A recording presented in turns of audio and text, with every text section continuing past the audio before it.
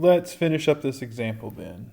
So we were talking about an IID exponential distribution, and we found 95% confidence interval for the mean by inverting the likelihood ratio hypothesis test. So I still have some hanging threads here. So I have some loose threads.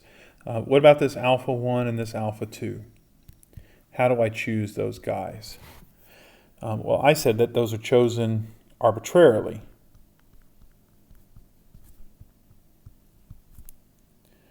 Okay, well, they are chosen arbitrarily. You have complete control over how you want to choose those. And in fact, there's an infinite number of choices of those. Okay, so let's talk about a couple of the most common choices. The first most common choice is the most convenient choice. And that is, I choose alpha 1 equal to alpha 2, so that they're both equal to alpha divided by 2. This is by far and away the most common choice. By far and away. It's not even close. Why? Well, it's convenient. It is convenient. The other reason why it's the most common choice is that if you think about the probability that your confidence interval misses lambda, it's got an equal chance of overshooting it as it does of undershooting it. In other words, the probability that your confidence interval, so if this is lambda here, the probability that your confidence interval is below it is equal to the probability that it's above it. You have an equal chance of overshooting it or undershooting it.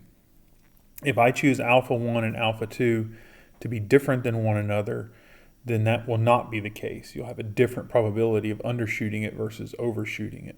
And that can be kind of uncomfortable to try to explain to a practitioner that's not neck deep in these statistics.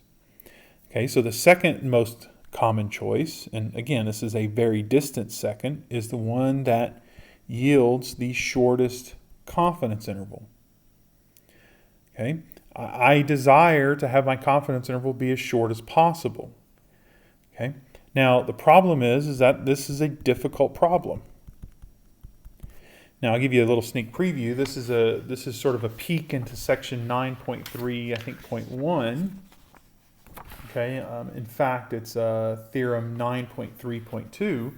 But the way I find the shortest confidence interval in this case is, recall I'm dealing with a chi-square n over 2 distribution.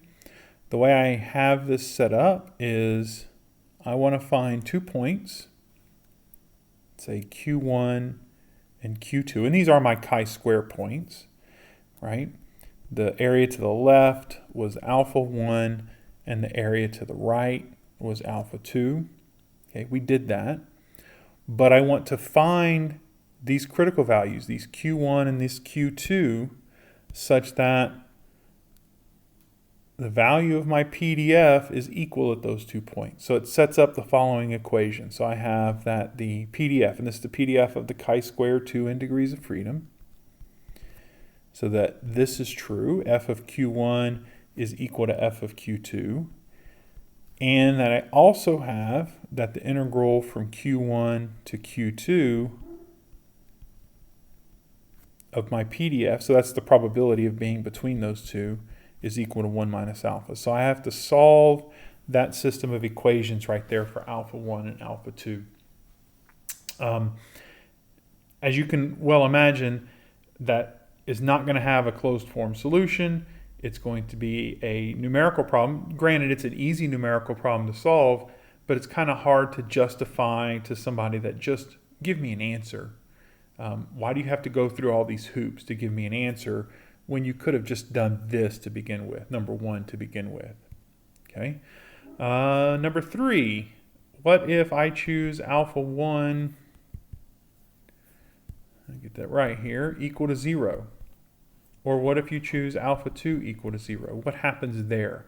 I'll let you explore this. So do that. Just pick alpha 1 equal to 0, plug it in, see what happens to your interval. But what's going to happen is you're going to end up with either a lower confidence bound or an upper confidence bound, depending on which one you choose to be 0.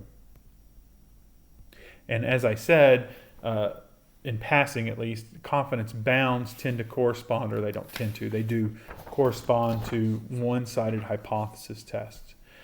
So maybe go back all the way back here when we considered this hypothesis test, this two-tail test, change that to a one-tail test.